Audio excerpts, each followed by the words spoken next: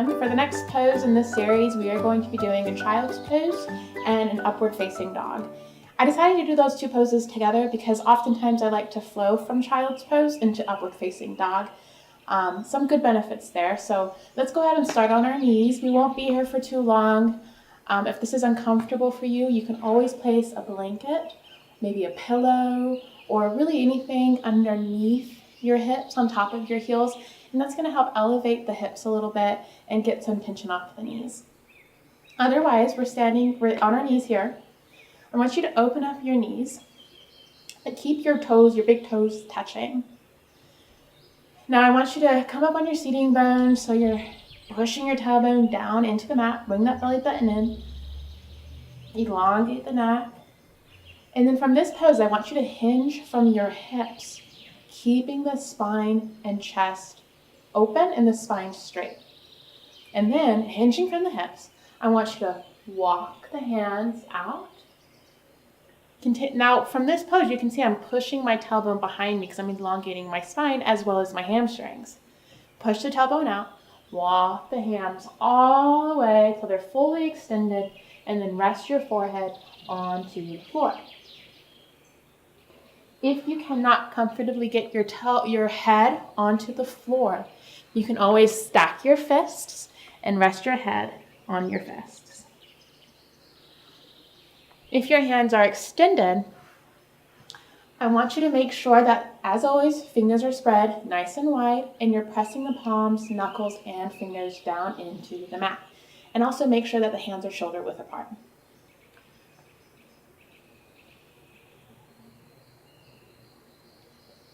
The more you open up your knees, the deeper the stretch in the hips, and that is something that you can work up towards.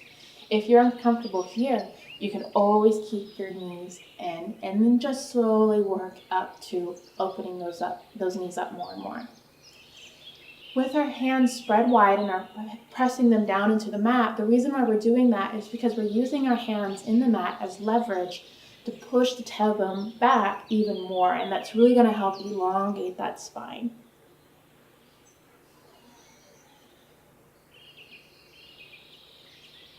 Remember to keep space around the neck and try to melt the chest down towards the floor. And the more you melt the chest down, the deeper the stretch in the hips.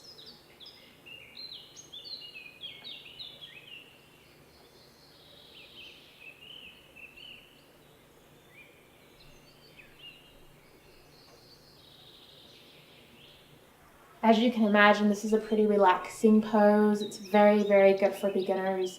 And so you could stay here for just 30 seconds to 5 minutes to 10 minutes.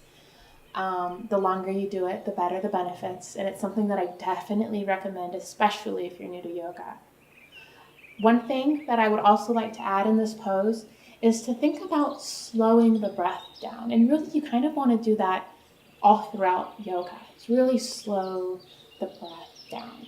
Take long inhalations. And as you do that, I want you to expand the stretch. Fill the body up with your breath. And you're going to feel it. You're going to feel the breath expanding the stretch in the hips or wherever you want it. You can guide your breath to different parts of the body, and it really is like a miracle. It's amazing how well that works. And then with each exhalation, I want you to just relax your body completely. And what that's going to do is your muscles are going to say, oh, okay, it's okay if I let go here.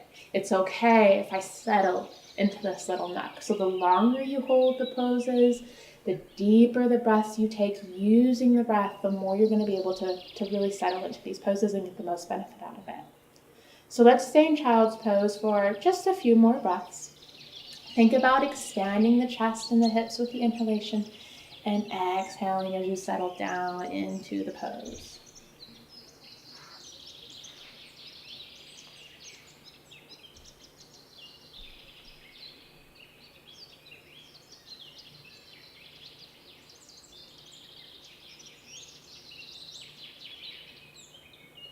So the next pose we're going to do is called an upward facing dog. And I just chose to add it to this sequence because I like doing these two poses together.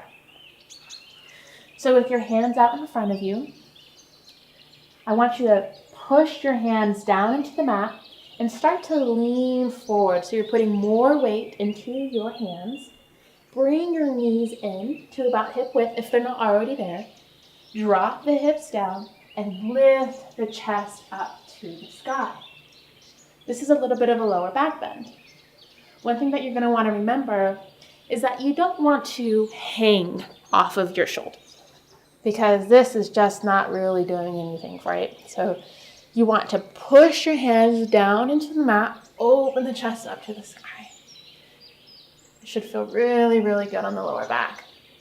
I lift my chin up just slightly, but I make sure that my neck is still soft and then I'm comfortable here. Open the jaw, relax the eyebrows. The backs of the feet are flat on the mat. And one thing I like to do, especially when my hips are still on the floor for this pose, is I rock from side to side if you want to try that now. It doesn't have to be a lot, just a little bit, just a little tiny, tiny rock. And you might be able to feel that in the lower back. And one thing I want to teach you in yoga is try not to be, I want to say mechanical. Try not to be mechanical in yoga. Like these are the sequences that I need to follow, and this is what this is supposed to look like. And I want you to feel these poses. How does this feel good to you? How can you make it feel better? Think about that as you rock from side to side. Come back to center. And just another modification, this is a little bit more advanced, but it's something that you can look forward to in your upward facing dog, is when you're pushing your hands into the mat, you're lifting your chest up and out. Remember to have a micro bend in the elbows. You're not locking out the elbows. Backs of the feet are flat. You can eventually push your feet into the mat and lift your legs off the floor as well. That's just a little bit more challenging, okay? But you can still definitely get a deep stretch here. If you squeeze your glutes, maybe you can lift your chest up higher. You can always play around in your poses. So from here, from upward facing dog, I want you to lean back, bring your tailbone back to your heels for that child's pose. Take a couple of breaths here.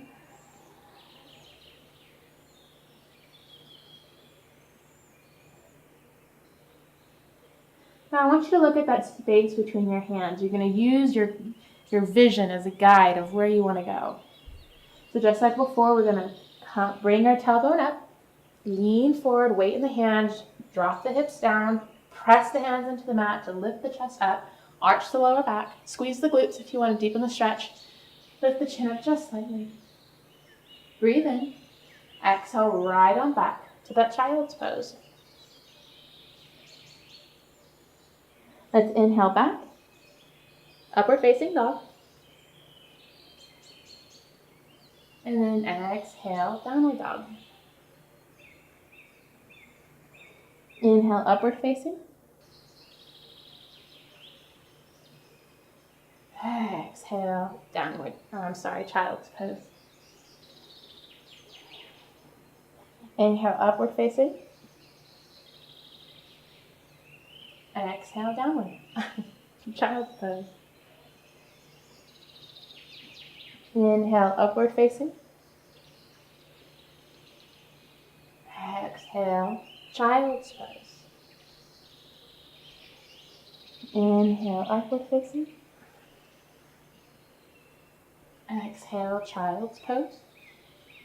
Now continue going back and forth with your own breath. You can really go as fast or as slow as you like. Continue always pushing your hands down into the mat. And eventually you can work your way up into opening up your knees as you come back into that child's pose. You can push your feet down into the mat with the legs up. Come back, lift the knees off and up and open. Touch the toes, child's pose. And then as you inhale, upward facing dog, same thing. Bring the knees in, hip width. Exhale, bring the knees out. And then again, you can just continue flowing back and forth. Let's go ahead and rest in child's pose.